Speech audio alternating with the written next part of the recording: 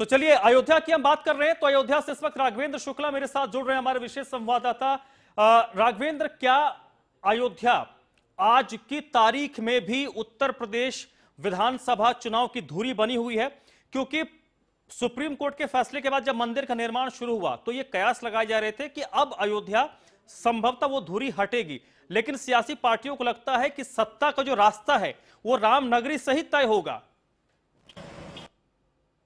धर्मराज, अयोध्या एक ऐसी जगह है जो 90 के दशक से ही, जब राम मंदिर और बाबरी मस्जिद को लेकर के यहाँ पर एक विवादित ढांचे का विध्वंस हुआ था, उसके बाद से न कि सिर्फ भारतीय जनता पार्टी बल्कि कांग्रेस, समाजवादी पार्टी, बसपा और तमाम सारे राजनीतिक दलों ने अयोध्या को सियासत का अखाड़ा समझा था।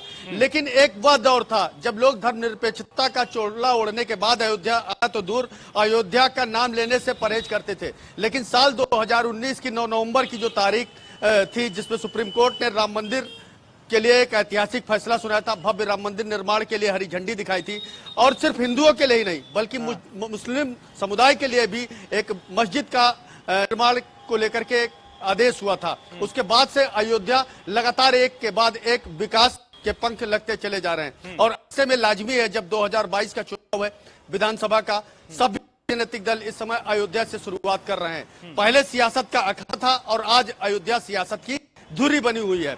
बात करता हूं आज आम आदमी पार्टी की।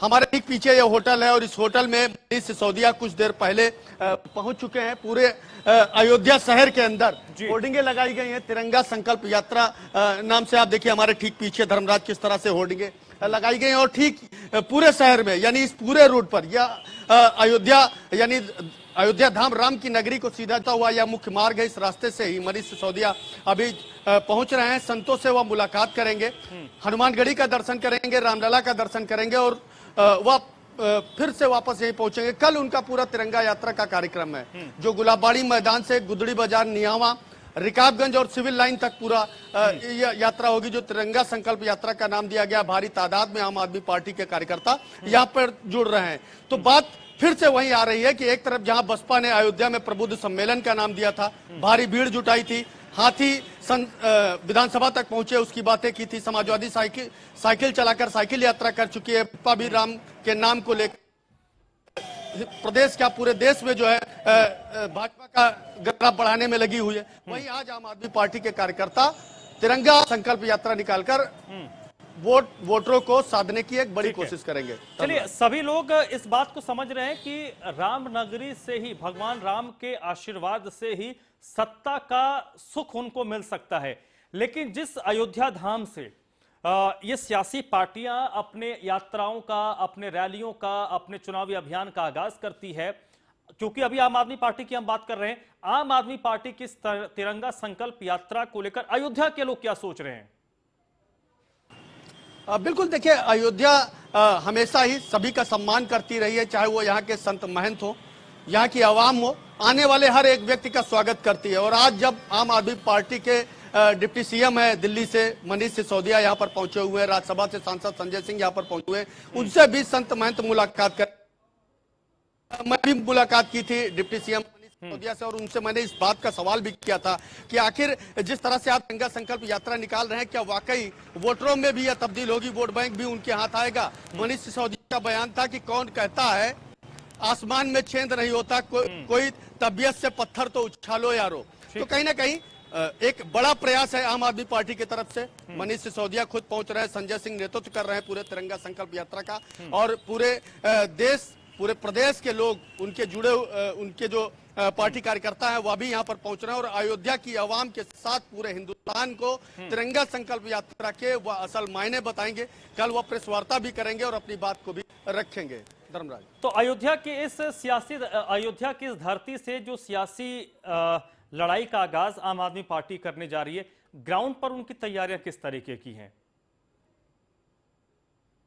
कल देर रात से ही यहाँ पर आम आदमी पार्टी के कार्यकर्ता लगातार अयोध्या पहुंच रहे हैं। हनुमानगढ़ी में भी कल काफी तादाद में आम आदमी पार्टी के कार्यकर्ताओं ने दर्शन पूजन किया था।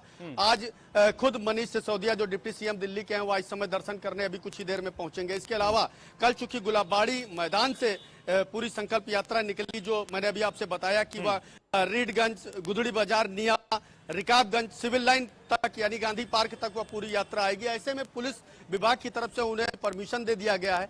हालांकि कोरोना गाइडलाइन का जो है एक जरूर उनको एडवाइजरी बताई गई है, क्योंकि कोरोना काल हमें भारी भीड़ इकट्ठा होने की इजाजत नहीं देता है।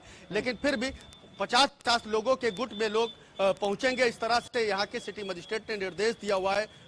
कानून व्यवस्था कहीं से गड़बड़ न हो, भारी तादाद में पीएससी और पुलिस कर्मियों को भी तैनात किया गया है। मिलाकर जिस तरह अन्य तमाम सारे राजनीतिक दल अपनी आवाज को बुलंद करते हैं, यहाँ से कहीं न कहीं वो आगाज करते हैं अपनी 2022 चुनाव पार्टी का।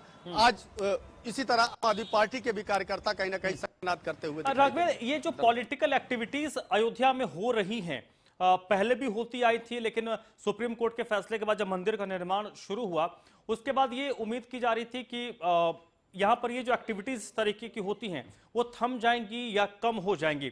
लेकिन अयोध्या के लोगों को लगातार ऐसे पॉलिटिकल एक्टिविटीज से रूबरू होना पड़ता है। इसके अपने ड्रॉबैक हो सकते हैं, इसके अपने फायदे हो सकते हैं, लेकिन इन पॉलिटिकल एक्टिविटीज के होने से क्या अयोध्या को के लोग ये सोचते हैं कि उनकी प्रासंगिकता आज की तारीख में अभी भी बनी हुई है? देखिए, निश्चित तौर पर अयोध्या कहते हैं ना कि पब्लिक सब जानती है, तो पब्लिक निश्चित राजनेताओं की हर चाल को, हर भाषा को समझती है और हर राजनेता को भले ही सम्मान देती है, लेकिन वोट कहां आएगा यह जरूर भविष्य के गर्भ में। कुल मिलाकर अयोध्या की आवाम, अयोध्या के विकास, अयोध्या में राम मंदिर के निर्माण, अयोध्या में सड़कों का चौड़ीकरण और यहाँ के जो स्थानीय हैं उनकी आर्थिक व्यवस्था बेहतर हो, उसे लेकर अधिक से अधिक यात्री आए, यहाँ पर जो है कहीं ना कहीं व्यवसायिक कार्य क्षेत्र बढ़ाए जाएं, इन सब पर देश फोकस रखती है। और कुल मिलाकर चाहे वह जो भी राजनीतिक दल हो, वह कितने वायदे करता है और उन वायदों को कितने पूरा करता है, इन सब पर अयोध्या की आवाम अपनी नजर बनाए हुए राघवेंद्र, आम आदमी पार्टी क्योंकि उत्तर प्रदेश के विधानसभा चुनाव में अपना किस्मत आजमा रही है और इस बार देखिए संजय सिंह की पूरी तरीके से उत्तर प्रदेश में ड्यूटी लगाई गई है। कई महीनों से लगातार संजय सिंह कई सारे खुलासे करते हैं, प्रेस कॉन्फ्रेंस करते हैं, अलग अलग जगहों पर जाकर संगठन को बनाने की कोशिश करते हैं। अयोध्या और उसके आसपास के इलाकों की अगर हम बात करें, क्या आम आदमी पार्टी ने अपने संगठन को उस तरीके से विस्तार किया है जिसके दम पर वो अयोध्या से इस तरीके के तिरंगा यात्रा से अपने चुनावी अभियान का आगाज कर रहे हैं? निश्चित तौर पर देखिए, धर्मराज, दिल्ली में खुद आम आदमी पार्टी की सरकार है और अगर पश्चिमी उत्तर प्रदेश की बात की जाए तो वहां भी इनका एक बड़ा जो है कार्यकर्ताओं के तौर पर एक जखीरा है। और साथ ही अगर इसके अलावा बात की जाए तो कुल मिलाकर ये कहना अभी तो फिलहाल जल्दबाजी होगी, लेकिन सबाजीत सिंह जो प्रदेश अध्यक्ष हैं उनकी अगुवाई में एक बड़ा कारवां आम आदमी पार्टी का है जो वह भीड़ को इकट्ठा कर रहा है। देखने वाली बात यह होगी कि आखिर यह भीड़ कितना वोटरों के लिए जो है दमदार साबित होती है।